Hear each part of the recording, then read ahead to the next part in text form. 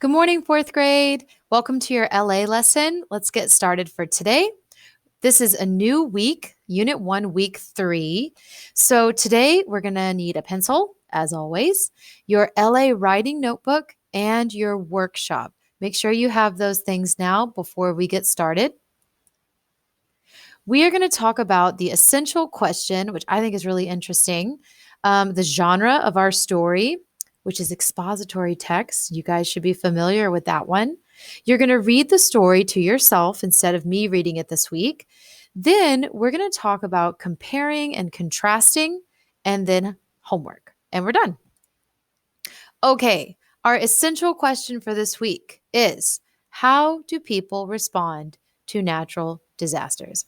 Now, this is an interesting question because you guys have lived through well, at least that I know of, two natural disasters since you've been at HIS. The first one, do you remember what it was?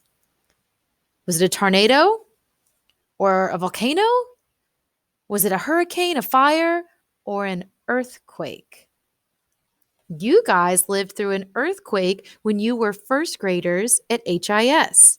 Now, there's another natural disaster going on. This virus is a natural disaster. The virus came from animals, and now it's affecting people in a really negative way.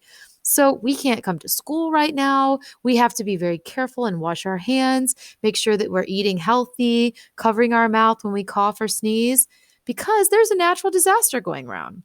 There's a new virus that we don't have a vaccine for, and we've got to be very careful. So, how do people respond to natural disasters?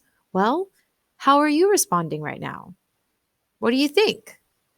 I listed some ways that we respond. We have to change our behavior, but think about emotionally. How do you respond to a natural disaster? Do you remember how scary it was with the earthquake? And now we can't come to school, so we feel kind of bored, and it's a little scary to have a virus that we don't have a cure for. You know, as Christians, a lot of people who aren't Christians would respond to a natural disaster and they would feel fear. But we're Christians. So when we respond to a natural disaster, who's the first person that we should talk to? God.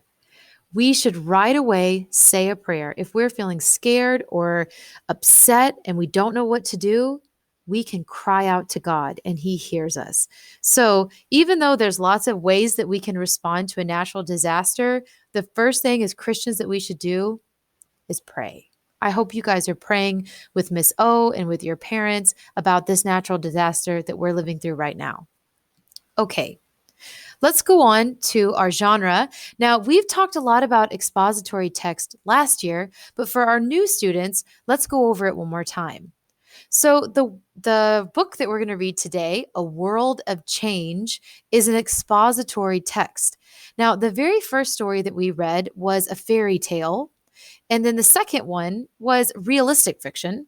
And now this story is not fiction at all. It's not even really called a story. It's text because it's all facts, which are true, and it includes pictures. So if you look here, a diagram is a text feature. So we can see how things, it's like a science book. We can see how things work. And headings tell us about what a section of text is mostly about. So this is from our story today. It's really interesting. Well, not a story, a text. So this is something that when you look at a text, a story, you can see that it is expository and not fantasy or fiction. Okay, now you should have your LA workshop, the one that we don't write in. And I want you to open, my video is covering it, to page 50. Now, this week, I'm not going to read the story to you because expository text is kind of hard to read out loud. There's all kinds of diagrams and headings, so I want you to read this by yourself. It's not very long. It's only 3 pages. So I'm going to play some music for you. If you want to, you can have that music in the background while you're reading, or you can just skip ahead and not listen to the music. Okay, let's read carefully to ourselves now.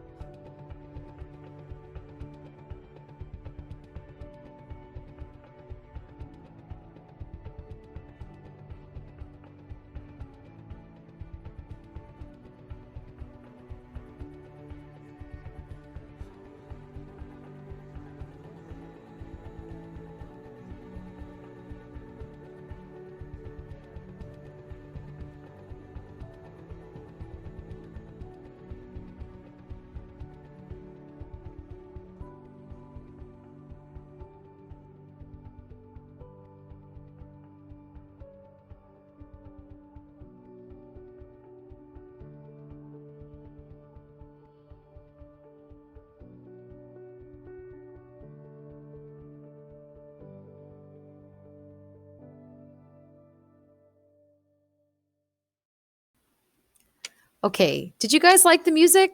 Let me know if you liked it. Okay, now we're going to talk about compare and contrast. This is something we've practiced before. Do you remember what this is called? Starts with a V. Venn diagram. A Venn diagram is two circles that overlap. So do this with your hands. Draw one circle and draw another circle. Now, can you do it at the same time? These two circles overlap in the middle, and that shows where they are the same. But then on the other sides, that's where they're different. So natural disasters is what we're comparing and contrasting here. How are they the same or alike? They change the surface of the earth. How are they different? Well, sometimes they happen over a long period of time, and sometimes they happen very suddenly. Okay? So this is comparing and contrasting. Now, I really want you guys to think carefully about this question. How can you help others who have been in a natural disaster? So let me tell you a story. The other day, I was on the elevator and I was coming to school, and I had just gotten on the elevator. I had my lunch, I had my drink, which I got a new cup. Ta-da, it has Texas on it. I had my cup, I had my lunch bag, I had my backpack, and I had all these things, and I hadn't put my mask on yet because I was just getting on the elevator, and as soon as I got it out of my backpack, I was going to put it on. Well, as I got on the elevator, there was a man waiting to go down on the elevator, and he saw that I didn't have a mask and he was wearing a mask. And as I was kind of putting my things together, he offered me a mask. He took a mask out of his bag and offered it to me. And I thought that was so nice. That was so compassionate that he probably doesn't have very many masks, and masks are kind of expensive. And he still was going to offer me one. Now, I didn't take the mask because it actually isn't safe.